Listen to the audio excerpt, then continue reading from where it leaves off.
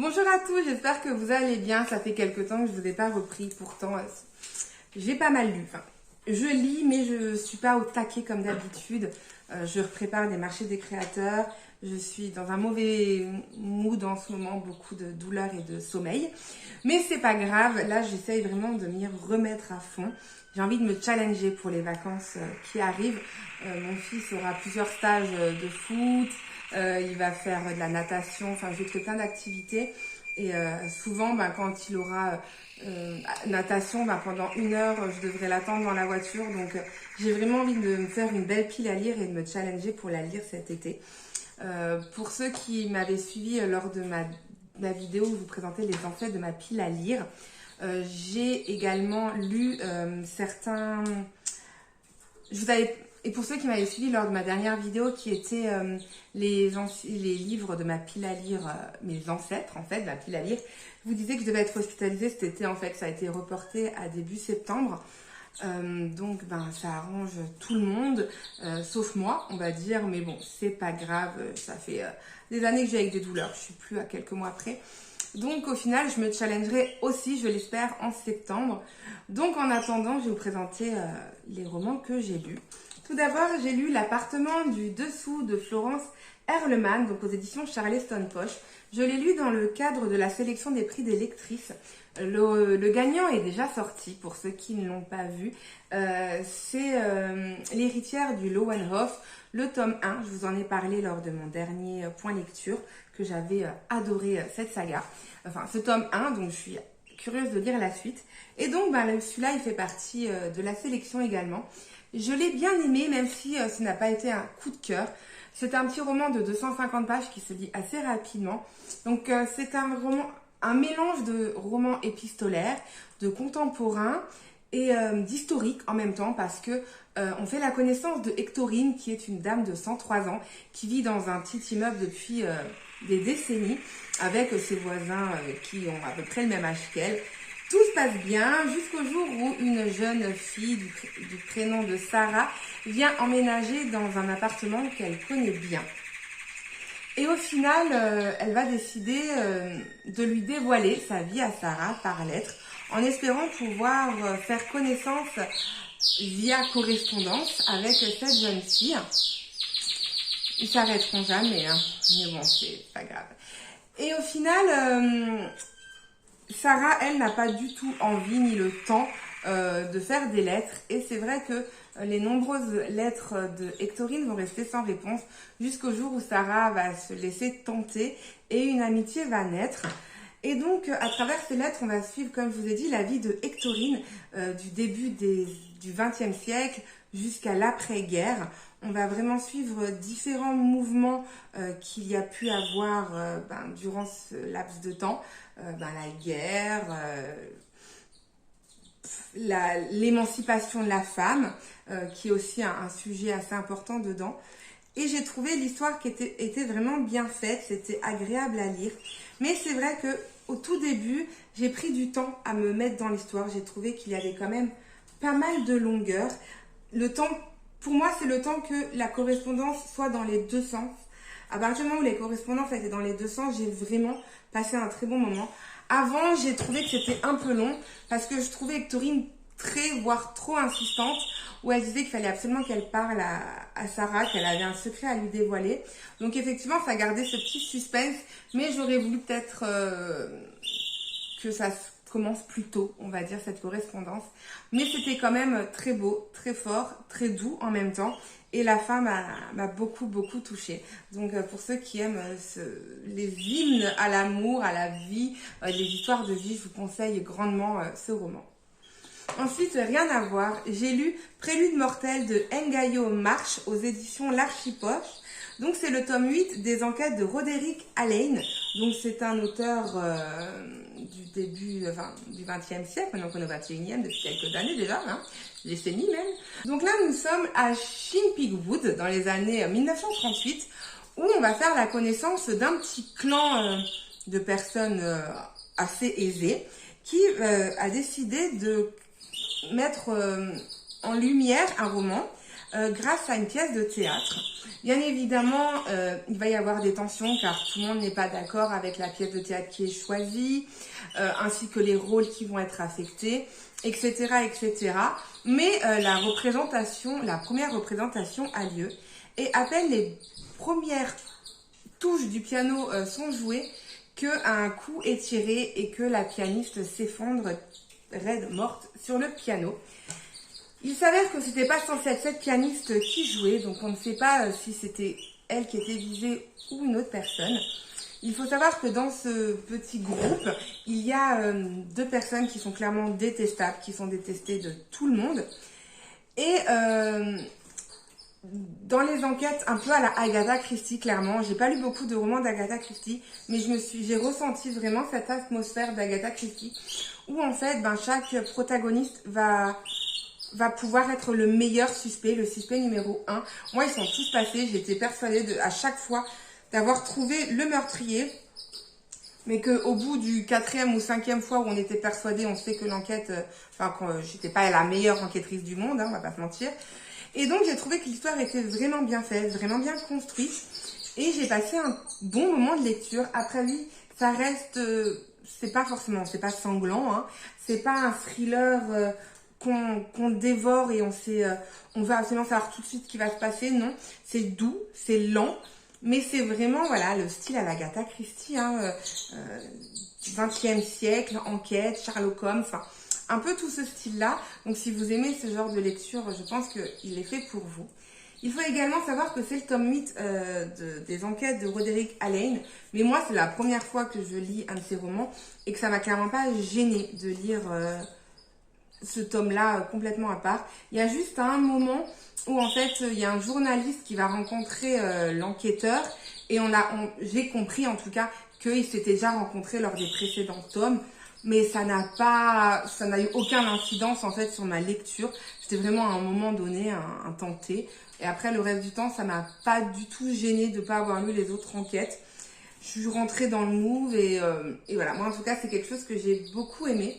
Et je pense que ça pourrait plaire à un grand nombre de personnes, mais que peut-être que pas beaucoup de monde savent qu'il est sorti parce que je l'ai pas vu beaucoup sur les réseaux et je l'ai pas vu beaucoup non plus en librairie. Je trouve ça dommage. Donc, n'hésitez pas à y jeter un coup d'œil. Je regarde par la fenêtre en fait parce que j'attends une livraison et j'ai pas de sonnette. Donc, je passe mon temps à regarder par la fenêtre parce qu'ils m'ont dit qu'il va bientôt arriver. Donc, bref. Ensuite, j'ai lu Toutes les vies d'Alice de Lucie Castel aux éditions Charleston. J'ai beaucoup aimé la plume de Lucie Castel. J'avais déjà lu un roman d'elle que j'avais beaucoup aimé, mais c'était un roman, si je dis pas de bêtises, de Noël. Donc, c'était clairement différent. Là, ce roman m'a un petit peu fait penser à Désenchantée de Marie Vareille, pour ceux qui l'ont déjà lu. Parce qu'en fait, il va y avoir du contemporain, mais il y aura aussi ce côté secret et un peu enquête qu'on a envie de savoir et j'ai beaucoup aimé. Donc pour l'histoire, c'est l'histoire de Sarah et de, je ne sais plus le prénom de sa sœur. En fait, Sarah est une jeune fille qui a grandi à Aigues-Mortes, mais qui a toujours eu une relation très toxique et compliquée avec sa mère, tout comme sa sœur d'ailleurs.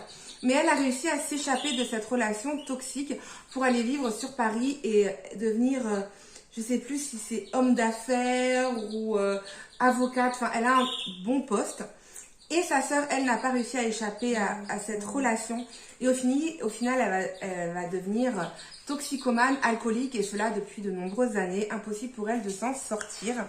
Elle a également une fille, cette sœur, du nom de Alice.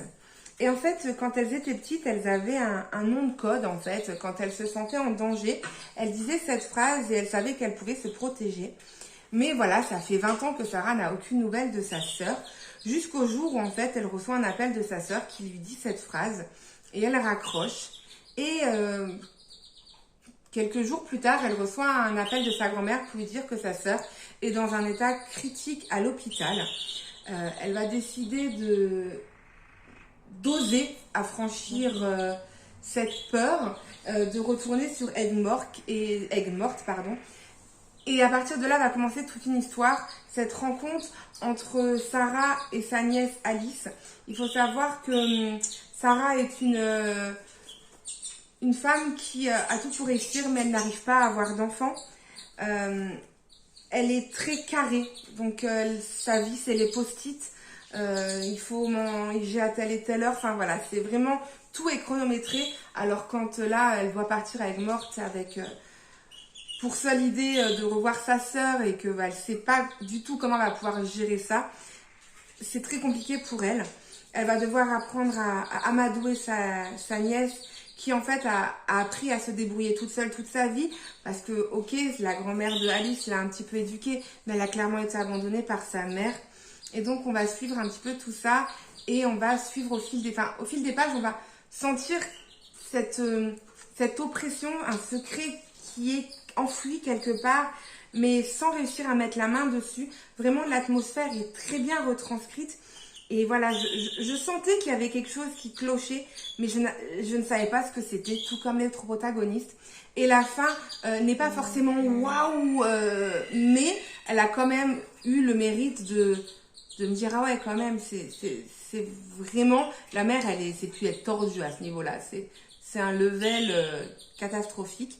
Donc voilà, j'ai trouvé l'histoire très bien faite, très addictive. J'ai lu le roman en 2-3 jours tellement j'étais prise dedans. Et je peux que vous le conseiller si vous aimez ce genre de lecture. Ensuite, j'ai lu un peu trop tôt de La Grande Lison des éditions Le Duc Graphique. Vous savez à quel point j'adore cette maison d'édition. Leur bande dessinée à chaque fois est un mélange de sourires, d'histoires vraies et qui peut parler à n'importe qui en fait. Et donc là, on va faire donc la connaissance de Roxane et Léo, qui est un couple qui a déjà un enfant et qui sont très heureux. Et puis ils apprennent que Roxane est enceinte du deuxième enfant. Donc là, c'est vraiment le plus beau cadeau qui pouvait leur arriver. Tout se passe bien jusqu'au jour où Roxane se rend compte que quelque chose cloche et elle va être dans l'obligation en fait d'accoucher beaucoup plus tôt que prévu et elle va devenir maman d'une grande prématurée. Et donc on va suivre son combat à elle, le combat de sa fille, et comment en fait,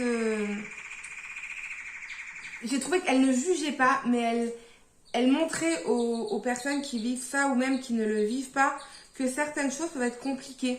Par exemple, c'est vrai que j'y aurais jamais pensé, mais quand elle doit rester à l'hôpital en service de maternité, qu'elle entend toute la nuit des bébés pleurer, mais que elle, son couffin à côté d'elle est vide, on se dit c'est tellement cruel. Ça serait pas plus simple d'enlever en fait ce couffin de la chambre? Mais est-ce qu'on y pense? Est-ce que cette maternité y pense? Et il y a plein d'autres sujets comme ça. La première fois qu'elle doit aller voir sa fille, qu'elle ne sait pas si elle peut prendre dans les bras, quand on lui demande de tirer son lait alors qu'elle n'a même pas encore les montées de lait. Voilà, elle met en lumière plein de petites choses insignifiantes pour certaines personnes ou qui sont tellement naturelles quand on accouche d'un enfant à terme qu'on ne se rend pas forcément compte que toutes ces petites choses, en fait, c'est que de la souffrance pour la mère et c'est vraiment un courage monstre qu'il faut. Et je trouve que pour les personnes qui vivent cela, ça peut que être bénéfique de lire cette bande dessinée en montrant qu'ils ne sont pas seuls, qu'elle et qu'ils ne sont pas seuls. Parce que, en fait, elle montre aussi que elle se bat, elle y va régulièrement, mais son mari, elle le sent pas, elle le sent absent de ce combat-là. Et voilà, ça va créer aussi des problèmes de couple et c'est plein de petites choses qui s'enchaînent mais qui sont très dures à gérer. Et à un moment dans l'histoire, en fait, elle montre qu'elle va au service de néonatologie, bref, ça veut pas aujourd'hui, et qu'en fait elle croise plein de mères qui se regardent mais à aucun moment ils discutent. Et elle dit mais en fait ça nous aurait fait tellement bien de discuter. Et c'est vrai que peut-être qu'un groupe de discussion pourrait être agréable pour ces personnes, ces mamans qui se posent des millions de questions. Enfin, c'est pas quelque chose qu'on est censé vivre. Et si on doit le vivre, on le vit pas à chaque grossesse. On connaît pas forcément quelqu'un qui a vécu ça aussi. Donc j'ai trouvé que c'était très bien fait. Ça dénonce beaucoup de choses, mais sans être dans le jugement, sans être dans la dureté de la chose. Au contraire, c'était beau, c'était doux, c'était émouvant. Et j'ai aussi trouvé que l'autrice, elle n'a pas honte, elle n'a pas peur de dire ses sentiments, de montrer à quel point c'est dur, à quel point elle a souffert. Elle est en totale transparence et je trouve que c'est vraiment une belle BD à découvrir. Et ensuite, j'ai lu une autre BD qui est La part des flammes. Donc, pour ceux qui ont suivi ma vidéo Les ancêtres de ma pile à lire, je vous parlais du roman La part des flammes de Naël Nohan. Et en fait, c'est un roman qui me faisait envie, mais en même temps que j'avais peur de trouver très long et très ennuyeux. Donc, quand j'ai découvert cette BD à la médiathèque, vous imaginez bien que j'étais plus que ravie. Donc, c'est une bande dessinée qui fait 110 pages. Donc, je pense peut-être que c'est peut-être un petit peu trop court par rapport au roman qui, lui, je crois, fait 650 pages. Mais j'ai pu suivre l'essentiel et j'ai trouvé que l'histoire était assez agréable. Donc, en fait, c'est l'histoire du bazar de la Charité et de l'incendie qui a eu lieu à l'inauguration, qui a fait plus de 120 victimes. On va suivre 3 femmes qui sont complètement différentes. Vous allez avoir une personne qui a rompu ses fiançailles et qui a juste besoin de se changer les idées. Une autre personne qui vient de perdre son mari et qui est un petit peu la risée de la société. Et puis, il y a aussi les personnes très bon chic, bon genre. Et on va suivre chacune de ces personnes dans leur combat face aux brûlures, face à tout ce qu'ils ont vécu. Et j'ai trouvé que l'histoire était assez sympa. Mais c'est vrai que les dessins étaient bien faits. Mais plusieurs fois, je me trompais en me disant, mais c'est qui de nouveau elle? Parce que, voilà, en fait, c'est les mêmes personnes avec les mêmes bandages et tout. Donc, on s'en sort pas forcément. Et j'ai trouvé que c'était sympa à lire. Mais j'ai pas ressenti tout ce coup de cœur que tout le monde a aimé. Après, ça reste qu'une BD. Peut-être que si j'aurais lu le roman, ça aurait été mieux. Mais voilà, moi, en tout cas... j'avais pas envie du tout de lire le roman. Donc voilà, j'étais curieuse. Je suis contente de l'avoir découvert et de l'avoir lu. Mais je suis aussi contente de ne pas avoir lu le livre, je pense. N'hésitez pas, vous, à me dire si vous avez lu un de cette bande dessinée en livre. Si vous avez aimé ou pas. Peut-être que je suis passée clairement à côté de quelque chose en lisant juste cette BD. C'est vrai que je trouve que cette BD, je me suis un peu perdue niveau protagoniste. Et je pense que j'ai perdu pas mal de choses. Voilà, moi je me souviens surtout de cette histoire de 3 femmes. Mais il y a aussi l'histoire d'un homme qui va être accusé d'avoir piétiné des femmes pour s'en sortir. Voilà, il va y avoir plein de rumeurs, plein de drames qui vont se jouer également à côté de tout ça. Voilà pour mes lectures. J'espère que ma vidéo vous a plu. Comme d'habitude, n'hésitez pas à mettre en commentaire si vous avez lu un de ces romans, si vous avez aimé un de ces romans. Et je vous retrouve très bientôt pour un prochain point lecture et d'autres vidéos. Sur ce, je fais des gros bisous, je vous dis à très vite. Ciao!